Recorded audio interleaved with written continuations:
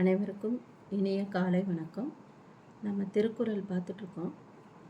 காதலை உணர்ந்தது எப்பொழுது அல்லது காதலை வெளிப்படுத்தியது எப்போது?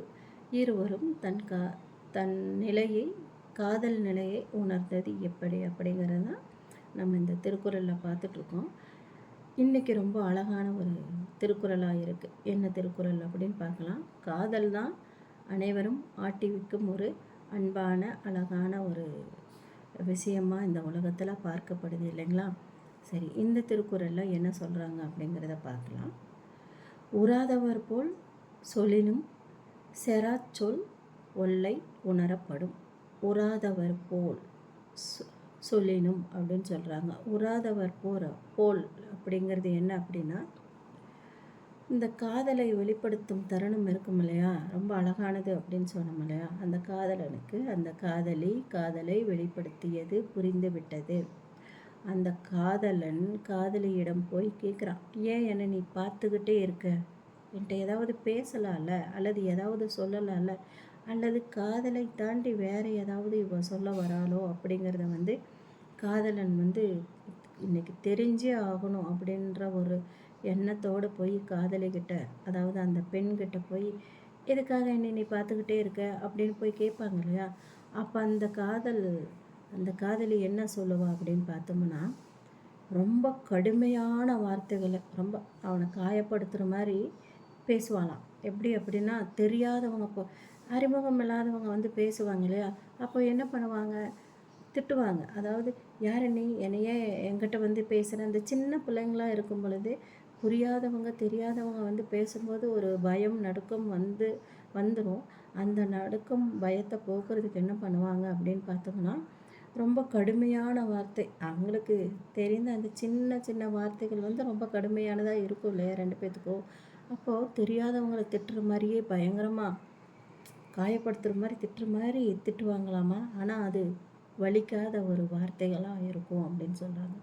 அது என்ன வலிக்காத வார்த்தைகள் அப்படின்னா, மற்றவங்க பார்வைக்கு இவங்க ரெண்டு பேரும் சண்டை போடுறாங்க அல்லது திட்டிக்கிறாங்க அப்படின்றத உணர வைக்குமா. ஆனால் அவங்க ரெண்டு பேர்த்துக்குமே அந்த வார்த்தையோட மாயஜாலம் புரியும் அப்படின்னு சொல்கிறாங்க. எப்படி புரியும்? அதுதான், தெரியாதவங்க உறாதவர் போல் சொல்லினும். அந்த சொல்லானது யாரோ தெரியாதவங்க நம்மக்கிட்ட பேசுகிறாங்க அப்படிங்கிறத மற்றவங்க பார்வைக்கு உணர்த்த வைக்குமா. செரா அச்சொல், அந்த சொல் என்ன எப்படிக்குன்னா ஒல்லை உணரப்படும் அப்படின்னு சொல்கிறாங்க. ஒல்லை அப்படிங்கிறது என்ன அப்படின்னா, தன் காதலை வெளிப்படுத்தும் விதம் ரொம்ப அழகானதாக இருக்கும் அப்படின்னு சொல்கிறாங்க. அதில் என்ன சொல்கிறாங்கன்னா, காதலை மறைத்து கொண்டு புறத்தில் அயலார் போல கடும் மொழி கூறினாலும், ரொம்ப காயப்படுத்துகிற மாதிரி கடுமையான வார்த்தைகளை, தடித்த வார்த்தைகளை மாதிரி சொல்கிற மாதிரி இருந்தாலும், அந்த சொல்லில் அந்த செயலில் அழகான காதல் இருக்கும் அப்படின்னு சொல்கிறாங்க. அவள் அகத்தில் கோபமின்றி, அந்த முகம் கடுமையான வார்த்தைகள் சொல்லுது அப்படின்னா கூட, வார்த்தைகள் கடுமையாக இருந்தால் கூட முகம் சிரிப்புடன் அந்த வார்த்தைகளை வெளிப்படுத்தும் விதம் எப்படின்னா, காதல், நானும் உன்னை காதலிச்சுட்டு தான் இருக்கேன், இந்த காதல் உனக்கு புரியலையா அப்படிங்கிறத உணர வைக்கும்படி அந்த முகம் பாவனை இருக்கும் அப்படின்னு சொல்கிறாங்க. அந்த முகம் எப்படி இருக்கும், காதலை வெளிப்படுத்தி இருக்கும். ஆனால் அந்த வார்த்தை தெரியாதவங்க கிட்ட பேசிட்டு, நீ இங்கேருந்து போயிரு, எல்லாரும் நம்மளவே பார்க்குறாங்க அப்படிங்கிற மாதிரியே அந்த காதலை உணர்த்துமா. அப்போ என்ன, மற்றவங்க நம்மளையெல்லாம் பார்த்துட்ருக்காங்க, என்ன நம்ம காதல் வயப்படலை, யாருக்கும் தெரியாததுக்கும் முன்னாலேயே உனக்கும் எனக்கும் முதல் புரியணும். நம்ம ரெண்டு பேருக்கு ஒரு பரஸ்பரம் இந்த காதலை புரியும் தருணம் ஏற்பட்டால் ஒழிய நம்ம காதலன் காதலியாக இந்த இடத்துல உலாவது சிறப்பானதாக இருக்கும்.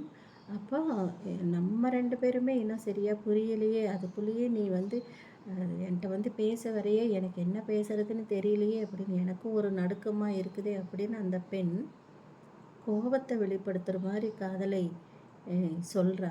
ஆனால் அந்த முகத்தில் அந்த கோபத்துக்கான அறிகுறியே இல்லை. அந்த அறிகுறி எப்படி இருக்குன்னா, புன்னகையோடு இருக்கிறதுனால அவனுக்கு ஒரே குழப்பமாயிரும்.